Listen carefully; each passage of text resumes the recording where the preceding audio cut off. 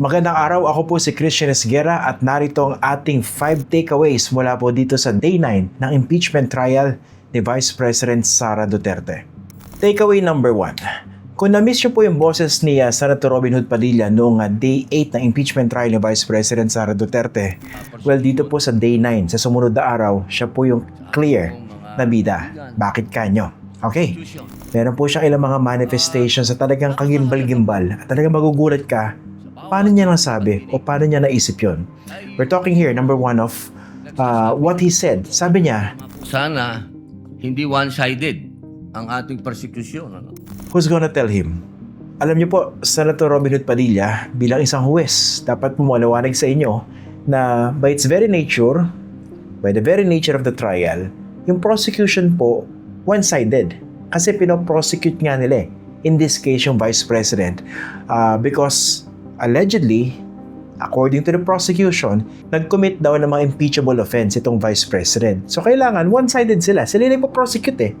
At the same time, in the same vein, yung defense po, one-sided din. Kasi kailangan po nila ipagtanggol yung nasasakdal, yung Vice Presidente. Alam niyo po kung sino hindi dapat one-sided dito sa impeachment trial, dito po sa impeachment court? Kayo po, 10 na mga kasama ninyong impeachment court senator judges.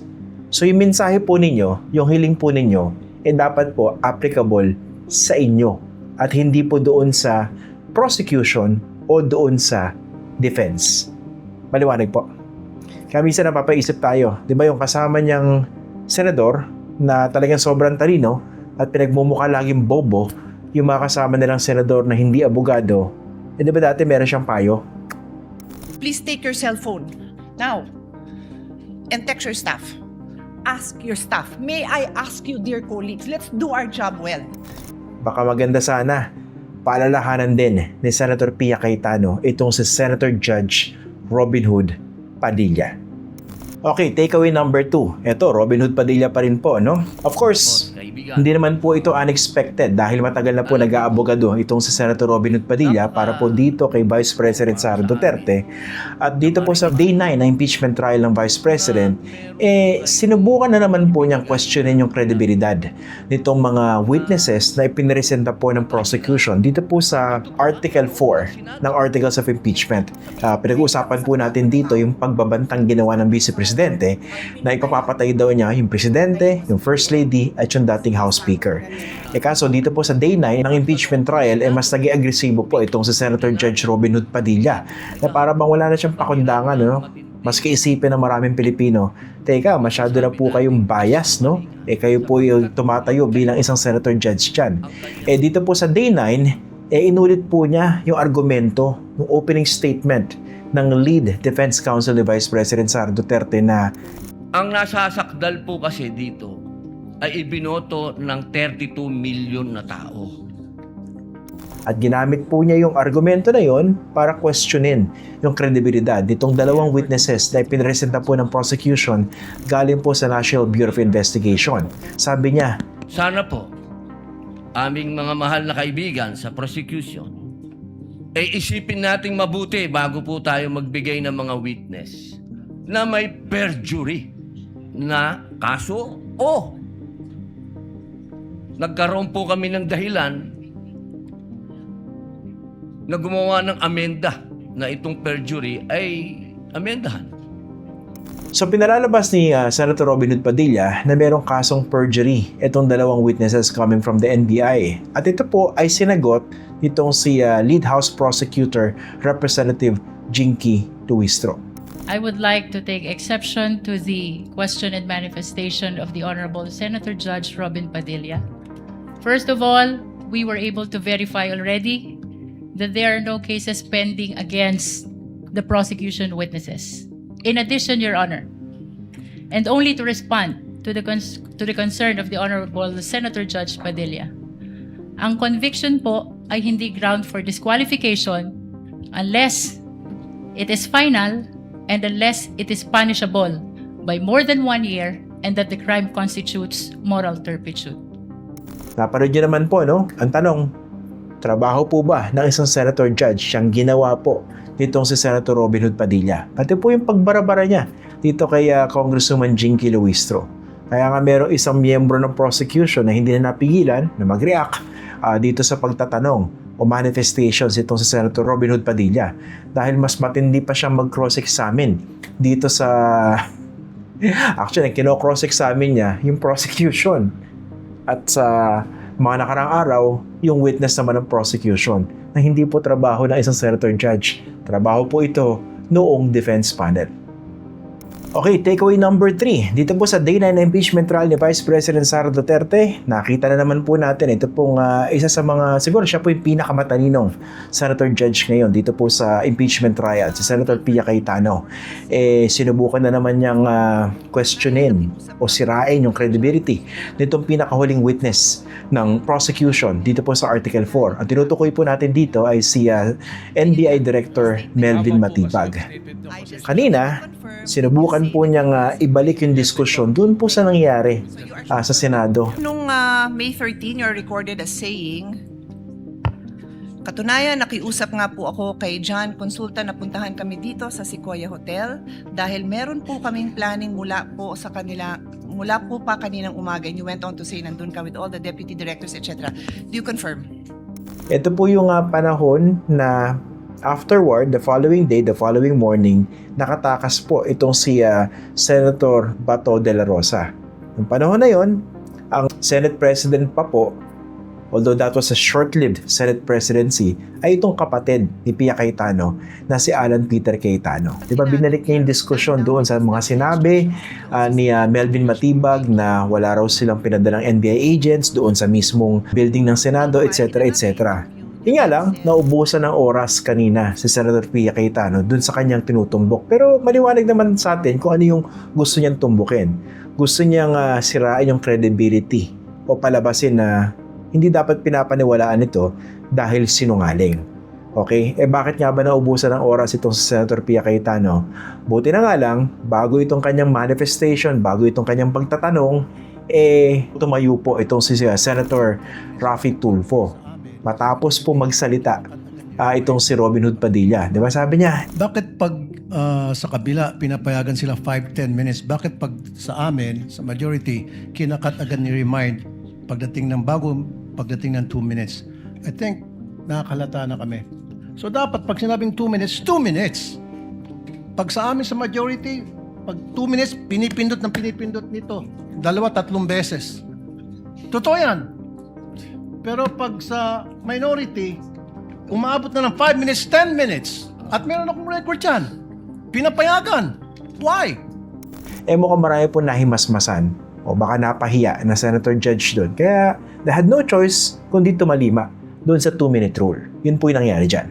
Pero maliwanag po dito, talagang wala pa rin pong pagpipigil, walang pagtitimpi, walang pagpapanggap on the part of the likes of Senator Pia Cayetano na talagang kumikiling sila dito po sa nasasakdal, dito po kay Vice President Sara Duterte.